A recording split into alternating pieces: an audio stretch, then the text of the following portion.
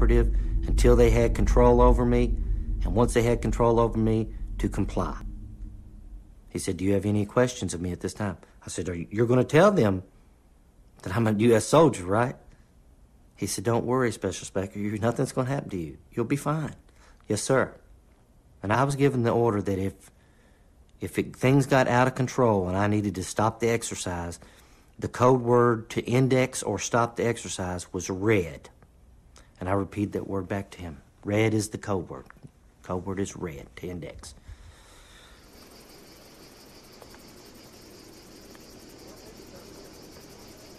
So they put me in the cell. Then they opened that door and unleashed them on me. And the first thing they did, they came in there and saw I was under the bunk, and they pinned me with the shield. Cut the air off where the bunk was. There was an opening underneath it, and I was under it. They just put the shield in front of it. I could not breathe under there. But I'm trying to maintain. I'm nervous, my heart's racing. And they, grabbed my legs and my arm, and one of them had my head and had applied a pressure point right here. Actually had, his thumb in here using his pressure point, and had put his hand around and was choking me. And I said, Red. And I grunted that out because I didn't have any air, and I was just like, Red. And when I did that, he slammed my head down. He picked my head up off the floor, not far, and then just slammed my head. Pow! It was just like light went to black, and I felt myself passing out.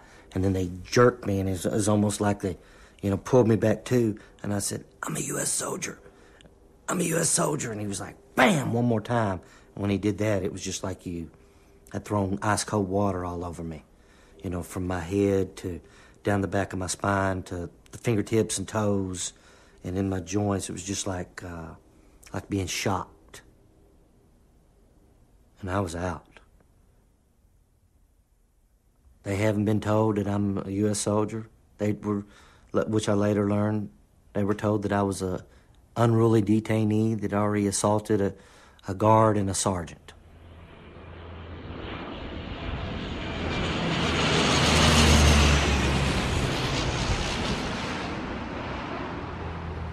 They loaded me onto the back of an aircraft and flew me. I think eventually I ended up in Norfolk Naval Air Station, Virginia, at the hospital there.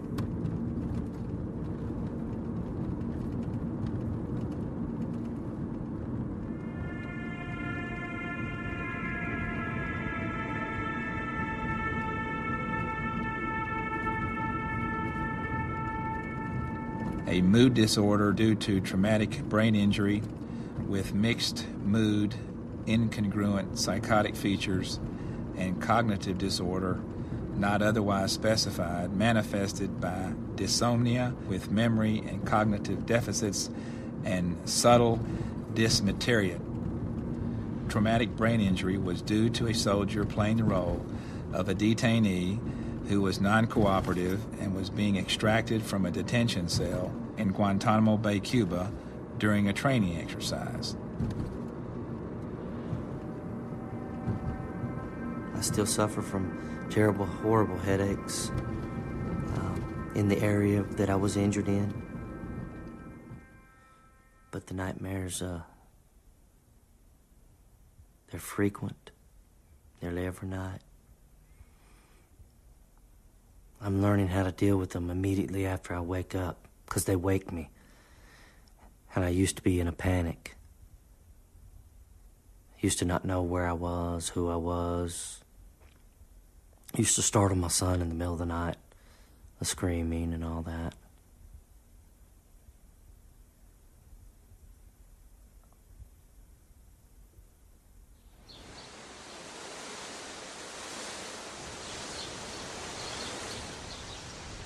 J'arrive pas à reprendre le goût à la vie. J'arrive pas, je suis toujours déprimé, toujours triste, je n'arrive pas à rigoler, souvent, il y a ma sœur ou même des amis que je connais, ils me disent que je suis agressif. Je suis devenu quelqu'un de très agressif.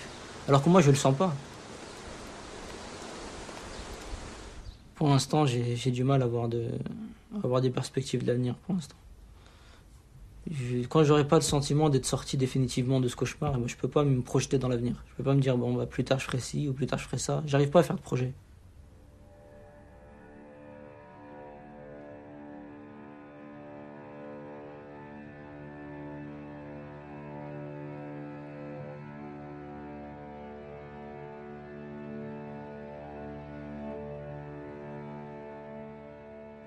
J'espère que la justice tiendra compte du fait qu'on n'a pas commis de crime. On n'a rien fait de mal, on n'a rien fait contre qui que ce soit. On n'a jamais porté d'armes, on n'a jamais combattu, on n'a pas de sang sur les mains. Je veux dire, notre crime, ça a été d'aller dans l'Afghanistan, finalement.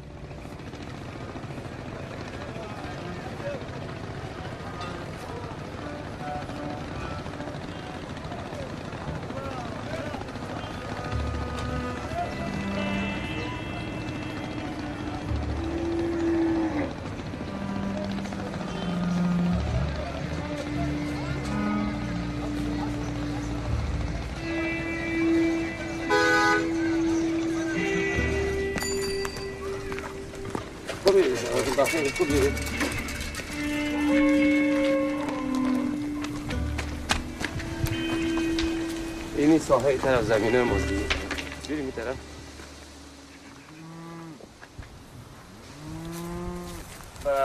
یک بار دیگر خود معرفی میکنم که نام من سید نبی تخلصم صدیقی فرزند خواجه جانباز رتبه‌ام دگروال فعلا افسر بر حال قماندانی امنیه پکتیا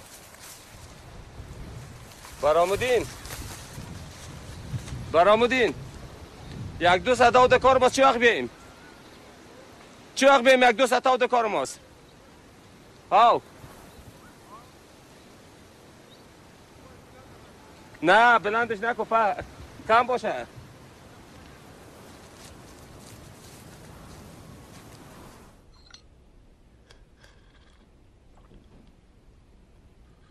اینطور بود صاحب که در سال 1382 تاریخ 22 سرطان صبح که شد 8 بجه بود. من که رفتم که دیدم چند موتر امریکا اونجا استاد بوده، این موتر فوجی امریکایی اردوی میلیم چند موتر استاد. من رفتم در شعبه خشیشتمش دیگه فکرم در این چیزا نمیشد که مرا میگیره یا برای ما آماده. در اینجا قماندان ایگل یک سای منصب بود یا عسکر بود رو روان که بیا شما را قماندان صاحب ایگل کار داره. من که بالا رفتم این خارجی هم امریکا هم شیشته بود. مرا گفت که اما امریکا را گفت که اینمی آدم اینمی سید نبی اینمیست، این بسیار خوب میفهمه در تحقیق و این مسائل بسیار خوب میفهمه. مرا برد صاحب در یک جای کالی مرا کجا میبره؟ خود در یک جای مرا شان صاحب از اینجا صاحب که یک چند دقیقه پیش دیدیم 4-5 نفر 10 نفر نمیفهم امریکا ما چشمام بسته از اینجا گرفتم زده داخل یک اتاق بردن.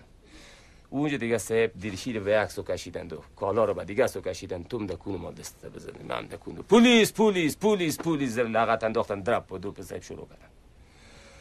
و از برای خدا تو با والله اعتبار کن که اگه 10 نفر بود 12 دیگه چشم در جان ما نفهمیدیم که غیر یک وقتی رقم زوف میکنیم که از زدن ما کشت. بگوی فلانی رو میشناسی، کدام قماندان میشناسی، کدام مجاهدین میشناسی، فهمیدی فدرال کاسترو رو میشناسی. او برادر چه پرسان میکنی؟ فدرال کاسترو کل دنیا میشناسه، خود رئیس جمهور یک مملکت است. این به ما چی؟ خب تو مرا گفت تو که به ضد این مبارزه کردی، به ضد کمونیستا تو راموج پیش روان میکنی گفتم روان کن هر چی که میکنی دستت خلاص. بسیار لطو کوب کردن در سر ما انداختن زدن زیر لغت من انداختن. در رقمی افتادیم در اینجا دست بزن کالا رو بکن اوسو پرتا، در اینجا دست کالا رو پرت اوسو پرتا لغت کو پلیس بازم بوتلمو پیپسی ده پیشان پیپسی میخوردن پس بوتل پلیس. خب 15 شاورو صاحب ما را اذیت آزار اذیت جنسی که لوچ میکه باز دست مینداخت مقدمو. والله با وجدان به ایمان بعد قسم میخورم که دیگه گپم دروغ نیست. امیال این خواهی صاحب این عکسای مسی داواست، این کلش سرتیکتی که در تداوی گرفتار هستم. امیال این کل نقصهش در اینجا است. از اون وقت طرف ما تحت تداویستم.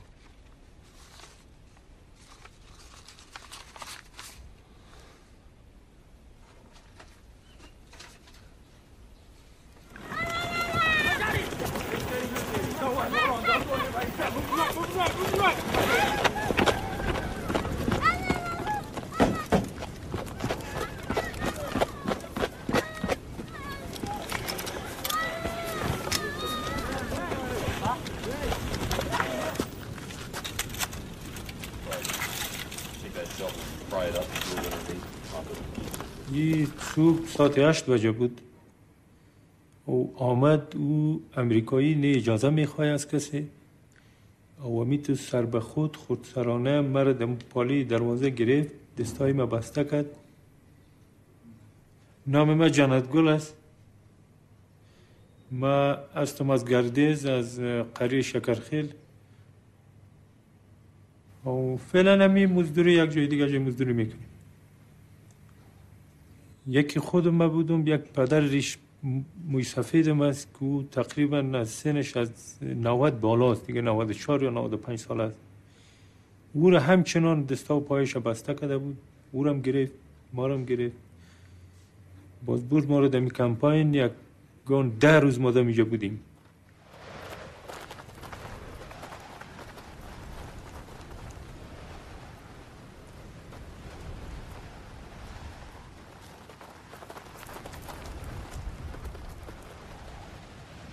و بعد از او بعد از 3 روز مرا برد، از پیش ما پرسان میکرد. باز لط کوب کرد. چی نوع عمل ایچی بود امو را کرد.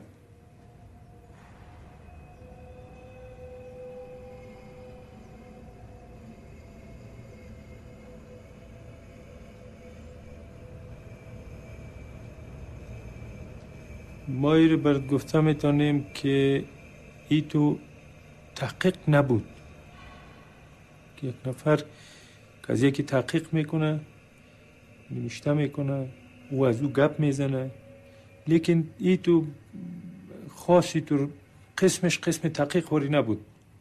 فقط دمی اتاق یک 7-8 نفر امریکایی هم استاد بودن. فقط مثل یک فیلم از یکی پر میکنی. فقط تو از او طرف بزن و از او طرف بزن. 8 بجه شو تا 2 بجه شو. 3 شو اینمی ایچی را سرمه تیر کرد. در یک اتاق یخ مرا بینی ایچی ها استاد کرده بود. بینی زانی ها مرا استاد کرده بود. بعد از او که من شخ می شدم می افتادم، باز مرا می زد.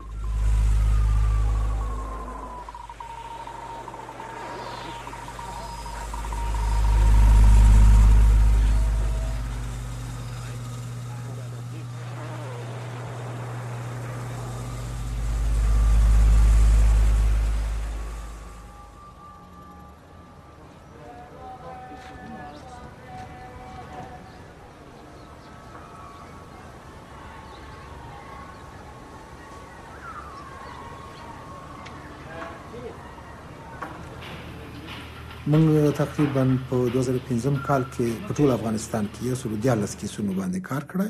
زموږ کمیسیون په نېشنل لیول باندې خو 114 کې 15 کیسونه تنها زموږ ریجن کې کار کړی. زما نوم ډاکټر رفیع الله بیدار دی. زه غواړم چې وایم زه د بشري حقوقو خپلواک کمیسیون د صحوي دفتر مشر یم په جنوب ختیځ زون کې. د 3 ولایتونو کار دی: خوست، پکتیکا، پکتیا کې.